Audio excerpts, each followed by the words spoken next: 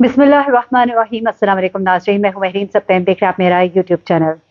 नाज़रीन, इस वक्त खौफनाक इल्ज़ामात का सामना है आमना को।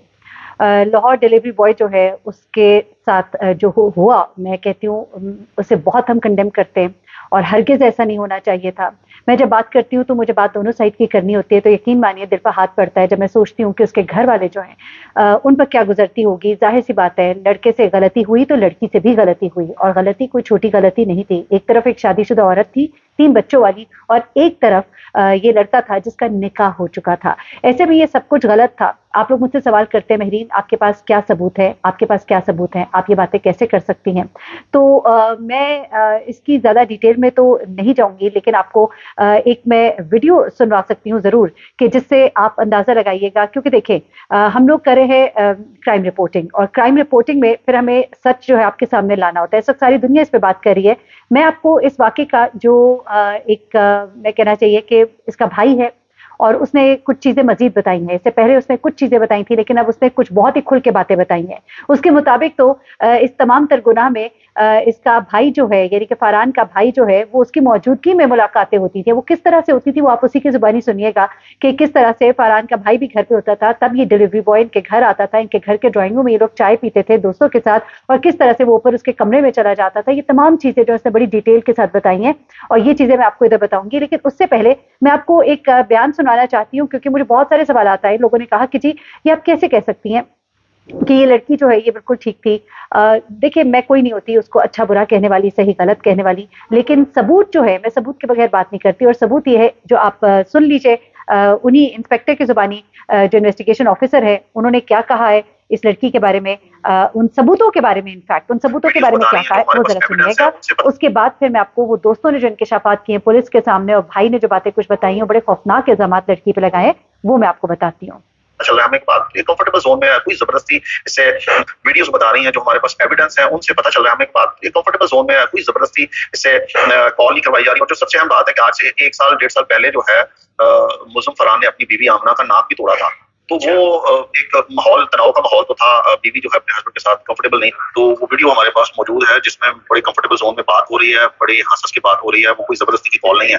तो ये नहीं कहा जा सकता कि मुझे वो तंग करता था और जबरदस्ती था। एक स्टेज ऐसी 5-6 महीने की आ गई जिसमें मिलना, बेडरूम तक आना, तो ऐसी बहुत सारी चीजें हैं। और वो कॉल ऐसे ही है जैसे आपस में कोई फ्रेंड्स बात करते हैं, इसमें कोई जबरदस्ती वाली बात है। ससुर ऊपर आया बेडरूम में, उसने नॉक की है, उसने देखा कि अंदर आवाजें आ रही हैं, कोई 2 लोग हैं, उसने नॉक किया है, और उसने फिर जो है एक लड़का वहां से जो है भागते हुए देखा, तब उसने अपने बेटे को बताया। और फिर मुझे अच्छा, ये आपको सुनाने का मकसद ये है कि देखिए, इन्होंने ये सारी बातें की, कंफर्टेबल ज़ोन में बातें होती रही हैं, इनके दरमियान गुफ्तगू चलती रही है, ये सब मामलात चलते रहे। ये मैं नहीं कह रही, ये इंस्पेक्टर कह रहे हैं। उनके पास सबूत मौजूद है, उन्होंने वो वीडियोज़ देखी हैं, फिर वो तस्वीर भी देखी है जो शेयर की गई हैं। साथ ही मैंने आपसे ये भी कहा था कि जो ये बात की जा रही है कि गंदी तस्वीर, मुझे इन्होंने वाज़ेह तौर पे कहा है कि गंदी तस्वीर हमने उस फ़ोन में नहीं देखी है। अब जैसा कि इनका भाई जो है वो कहता है कि फ़ोन का फोरेंसिक हो चुका है, मतलब फ़ोन खुल चुका है, हम सारा दिखा चुके हैं, हम देख चुके हैं। वो कहता है कि हाँ, गंदी तस्वीर है, लेकिन इंस्पेक्टर साहब जो है उनकी बात इनके घर वालों से भी हुई है। अब ये जो कहते हैं ना कि ससुर ने ये नहीं देखा था, वो नहीं देखा था, इनिशियली जब इनकी गुफ्तगू हुई है तो कुछ बातें जो है वहाँ से लीक आउट हुई हैं। तो उसकी बिना पर ये सब कुछ जो बता रहे हैं, ये ज़रा थोड़ा-सा और सुन लीजिएगा, फिर मैं ज़रा आपको उस एनी शाहिद सॉरी उन बयानात के बारे में बताऊँगी जो इसके दोस्तों ने पुलिस को दिए हैं, फर बोले हैं, और ये बातें जो है उन्होंने लड़के के भाई को भी बताई हैं। वो बातें क्या है, मुलाकातों के तरीके क्या होते थे, वो सब कुछ भी ज़रा मैं आपको बताती हूँ। सिर्फ खबर की हद तक, हरगिज़ मकसद ये नहीं है। इस वक़्त ये जो 2 खानदान है, ये बड़ी तकलीफ़ में है। फरहान के घर वाले भी शदीद तकलीफ़ में हैं। उनके 2 बेटे जो हैं, उनकी ज़िंदगियाँ भी एट स्टेक हैं। लेकिन जो इस लड़के के साथ किया, देखिए, गलती से उसको लग गया था, उसको छोड़ देता, बेहोश हो गया था, छोड़ देता, शायद वो बच जाता। लेकिन वो एक दफ़ा बेहोश हुआ है, दोबारा होश में आया है। ये जो आखिरी 10 मिनट थे ना, ये बड़े खतरनाक थे। मैं आपको ये बताऊँ कि इन आखिरी 10 मिनट में वो लड़का जो है, उसकी जान बच सकती थी, क्योंकि वो लड़का जो है, वो जब बेहोश हुआ था, उसके बाद वो होश में आया, उसको मज़ीद मारा गया। इसकी भी एक वीडियो सामने आई है। ये वीडियो क्या है? ये अब मैं तो समझती हूँ कि इनको चाहिए कि एक बाकायदा प्रेस कॉन्फ्रेंस करें, उसके अंदर आप आइए और बताइए, एक-एक चीज़ को वाज़ेह करें, क्योंकि बहुत से लोग जो है अपनी मर्ज़ी की खबरें भी चला रहे हैं, व्हिच इज़ वेरी रॉन्ग। तो वो लड़का बच सकता था। फरहान ने जिस तरह से उसको मारा, और मारने के बाद दरिंदगी की हद है कि उसको जला दिया। आप अपने आप को, कोई भी अगर हमारे घर में खुदा ना खास्ता कोई बच्चा अगर इस तरह की गलती करे, अल्लाह करे कि ना हो ऐसा, कभी हो, तो कोई भी माँ-बाप, चाहे बेटा गलत हो, बेटी गलत हो, जो भी हो, ये बर्दाश्त नहीं कर सकता कि उसे मारा जाए, मारने के बाद उसको इतनी संदली के साथ जलाया जाए। यानी कि इस आदमी ने, फरहान ने जुल्म की इंतहा की है। उसने अपना एक वो जो उसके अंदर की दरिंदगी है उसने वो दिखाई है। अगर उसके हाथों से हो गया था ना ये कत्ल, तो अगर वो एक दरिंदा ना होता, मैं समझती हूँ, तो वो जाता और वो पुलिस को जाके बयान देता कि भाई मेरे हाथों से ये हो गया है। वो यहाँ पे नहीं रुका, उसने उसको फिर जलाया। और सबूत जो है, मेरी जो बात हुई है इंस्पेक्टर से, उन्होंने ये कहा है कि शवाहिद बताते हैं कि लड़के के ऊपर शदीद जुल्म हुआ है। तो ये चीजें जो है इनको आप इग्नोर नहीं कर सकते। थोड़ी सी ये बात इंस्पेक्टर साहब की फिर सुनिएगा, फिर मैं आपको जरा भाई की तरफ लेके जाती हूँ और दोस्तों के बयान के बारे में बताती हूँ। फरहान फिल्म में ये सारी स्टोरी आई है। उनका घर का माहौल जो था वो बाकी तनाव का शिकार था, और मैंने आपको बताया कि 1.5 साल पहले इसने उसकी नाक की हड्डी तोड़ी है। फिर उसमें दोनों घर के जो बड़े हैं वो दरमियान में और सुलह और ऐसी बातचीत। अभी जो है पिछले काफी अरसे से जो है मुलजम ने अपनी बीवी के अपने घर वालों के यानी अपने वालिदैन से मुलाकात भी नहीं करवाई। ठीक है, ये बातें मैंने आपको सुनवा दी। अब जरा चलते हैं और वो उन बातों की तरफ जाते हैं, क्योंकि मेरी कोशिश है कि मैं बातें इस तरह ना हो कि आप लोग कहें कि जी खुद से ही हैं।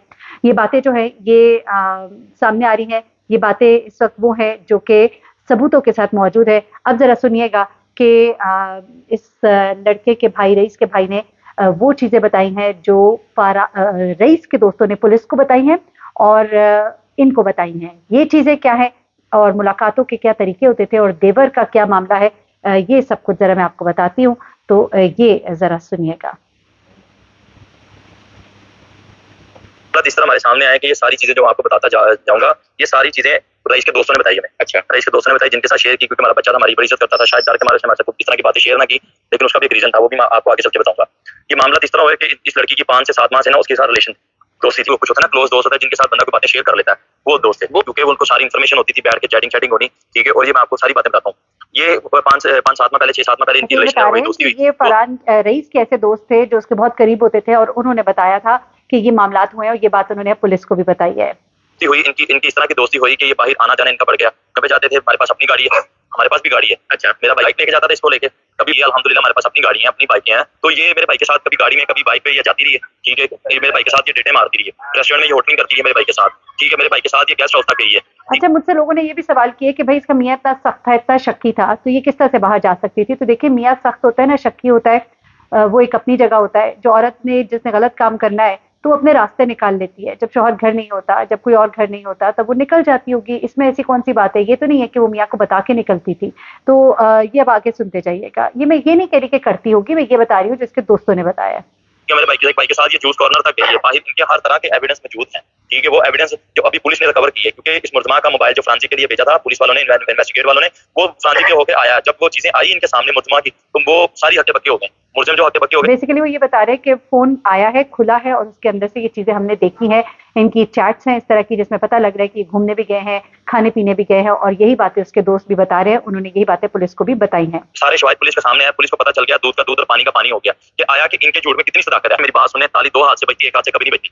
ठीक है, ताली 2 हाथ से बजती, 1 हाथ से नहीं बजती। अगर उसने हाथ बढ़ाया या इसने बढ़ाया, पकड़ा तो दोनों का ही है ना।